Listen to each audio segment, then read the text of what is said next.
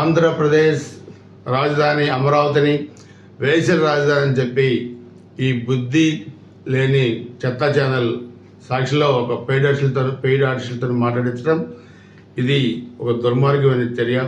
ఒక మహిళ ఆధ్వర్యంలో నడుస్తున్న ఈ సాక్షి ఛానల్, సాక్షి పత్రిక అవినీతిలో ఉండి పుట్టిన పత్రిక ఇది. మొన్న ఎన్నికల్లో మహిళల చేత చావు దెబ్బ తిన్నా కానీ వీళ్ళలో ఇంకా సంస్కారం రాలేదు.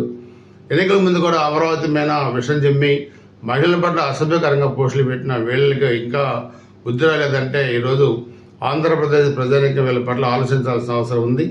వీళ్ళని ఇంట్లో మహిళల పట్ల అసభ్యకరంగా మాట్లాడిన వీళ్ళని ఇంట్లో మహిళలు కూడా వీళ్ళకి అన్నం నీళ్ళు ఇవ్వకుండా చెప్పులతో కొట్టాల్సిన పరిస్థితి ఈరోజు ఉంది. మీరు ఏ విధంగానైతే మాట్లాడుతున్నారో ఈరోజు మహిళలు మీకు బుద్ధి చెప్పే పరిస్థితి ఉంది. ఒళ్ళు దగ్గర పెట్టుకొని మీరు ప్రవర్తించాల్సిన పరిస్థితి ఉంది. మీ ఇష్టారాజ్యంగా మేము రెచ్చగొడతాం, మా ఇష్టారాజ్యంగా మాట్లాడతామంటే ఊరుకునే పరిస్థితి లేదు. ఎప్పటికైనా మీ ప్రవర్తనలో మార్పు రాకపోతే తగిన బుద్ధి ఈరోజు ఆంధ్రప్రదేశ్ ప్రజానికం చెప్పడానికి సిద్ధంగా ఉన్నారు. ఇది మీరు ఒళ్ళు దగ్గర పెట్టుకుని ప్రవర్తించాల్సిన పరిస్థితి కూడా ఉందని చెప్పి కూడా ఈ వైసీపీ నాయకులు సాక్షి ఛానల్, సాక్షి పత్రిక కూడా బుద్ధి తెచ్చుకోవాలి, ఒళ్ళు దగ్గర పెట్టుకోవాలి, లేదా తగిన మూల్యం చెల్లించాల్సిన పరిస్థితులు వస్తాయని చెప్పి కూడా తీవ్రంగా హెచ్చరిస్తా ఉన్నాం. రాజుపాలెం మండలం నెమ్మలపూడి గ్రామానికి చెందిన గుత్తా లక్ష్మణరావు అనే వైసీపీ కార్యకర్త ఆత్మహత్యా ప్రయత్నానికి పాల్పడ్డాడు. దానికి సత్తనపల్లి పోలీసులు కారణం. ఇతను కమ్మకులానికి చెందినవాడు, వైసీపీ ఎందుకుందామని అడిగాడని చెప్పి కూడా పుకార్లు అవదీయడం అనేది వాస్తవం కాదు. ఈ వ్యక్తి అనేక నేరాల్లో ఆరితేరినవాడు, చాలా కేసుల్లో ఉన్నవాడు.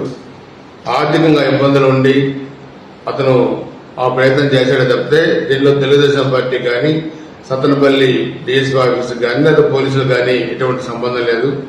వైసీపీ నాయకులు గుంట నగలు దోచుకున్నారు. రాష్ట్రంలో ఎవరు చనిపోతారా, ప్రభుత్వం మీద నప్పనేద్దామా, పోలీసుల మీద నప్పనేద్దామా, తెలుగుదేశం మీద నప్పనేద్దామా అనే దీంతో రెడీ కలుసుకుంటున్నారు.